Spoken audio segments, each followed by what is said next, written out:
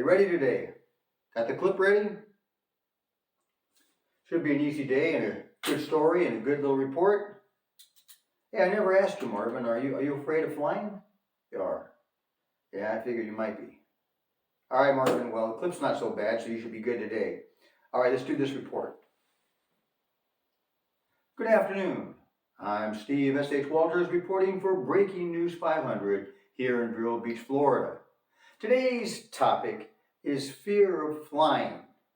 Do you have a fear of flying, folks? Or heights? I got a friend, Carl. He's got a fear of heights. I wasn't too sure about flying. I think he's okay there. But he does have a big fear of heights. Now, Marvin has a fear of flying. Me, I don't have a fear of flying. It doesn't really bother me. When I was a little guy, about 5, 6 years old, my dad had a pilot license and he used to fly the Cessna plane out of Compton Airport in California. Later on, he was flying out of Long Beach. I think that's when I joined him and sat on his lap and held the wheel. I got to hold the wheel. I was about 5 years old in the plane. I felt so great holding that plane wheel up in the sky. He was a pretty good pilot, I guess. But that's another story. Now, people that have these type of fears, and you've seen it in movies and people tell you stories, they have to be sedated to go on a plane, or they don't travel on a plane. They'll travel by boat or car or bus or train or something else, but they won't travel on a plane. And I really can't blame them.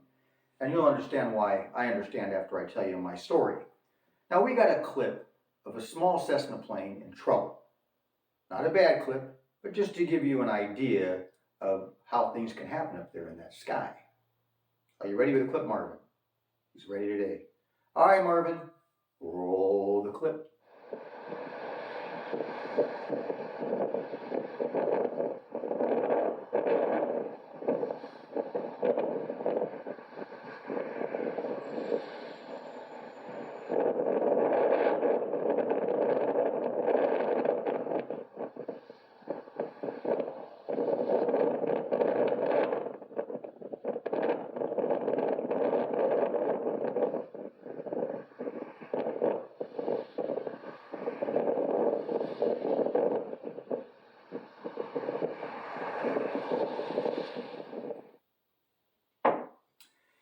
Well, you're back. Did you enjoy that clip? Now, wouldn't that be scary? Can you imagine being on that plane and being landing like that? That's very similar to my story, which I'm going to tell you in a second. Now, I was in San Jose, Costa Rica, and I had been booked a trip for like 8 days. And I had 2 days booked to Tamarindo. And if you've ever been to Costa Rica, Tamarindo is a beautiful little town, and it's a famous beach town. And they got great surfing and small shops, and they got a casino and things to do. And I've heard great things about it, so I wanted to go check it out, try something different. Now, I had two options. I could take a bus or rent a car and drive it, but that's like a 5-hour drive. And I knew that there's going to be a lot of dirt roads and potholes and probably some mountain areas, and I didn't want to drive through all that. Or I could fly out of this little airport in San Jose where a company, Nature Air. There's the same type of plane that I flew in. Now I could fly and make it there in 45 or 50 minutes. So I booked a flight. So the hotel, they know me, and they sent a couple of beautiful young ladies that were like for the hotel tour people, and they took me to the airport.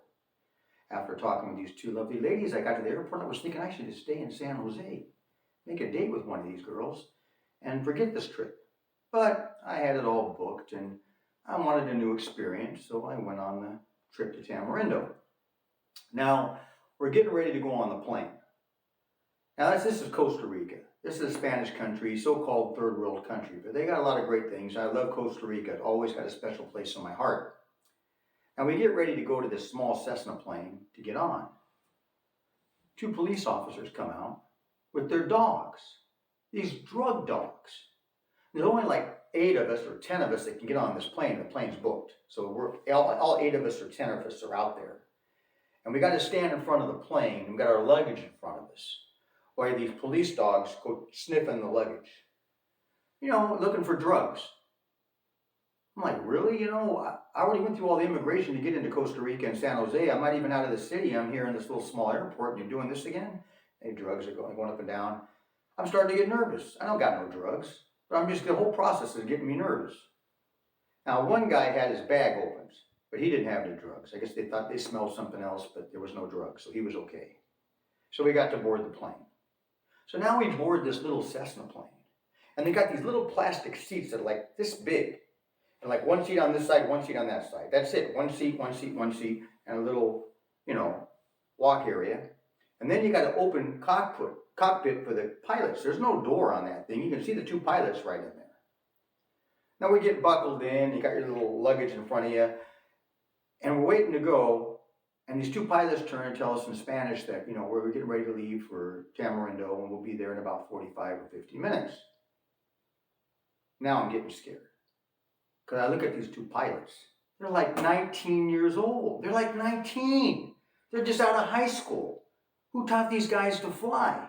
Do they know what they're doing? Are they licensed pilots? Is this plane going to be okay? All these questions start coming to my head. I'm thinking about getting off the plane. Then I'm telling myself, well, it'll be okay. They probably started young. They got experience, and we'll be all right.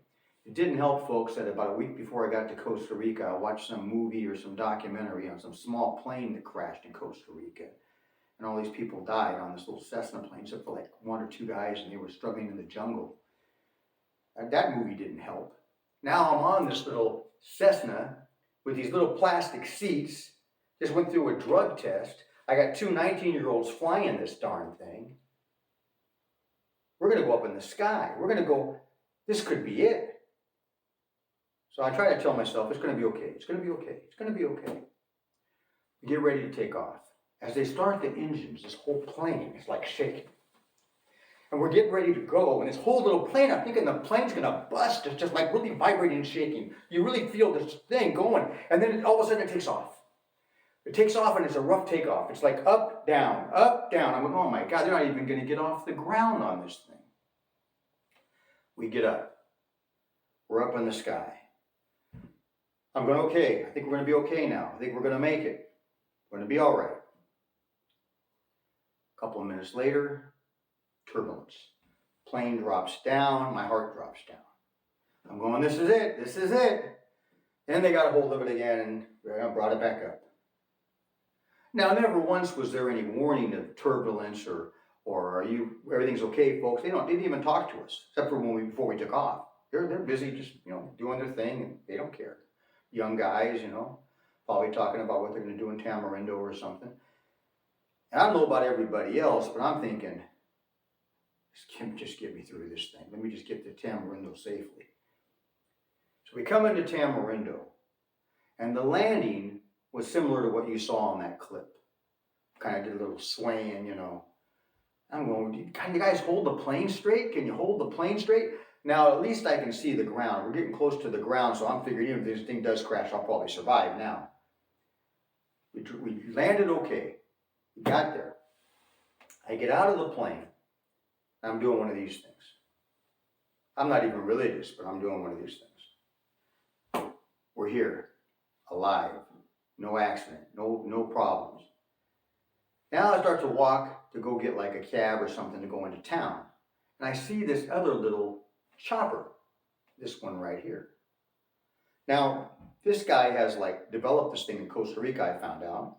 And I don't know what's ever happened with it. They would give people rides on it. They'd pay $50 or $80 or something.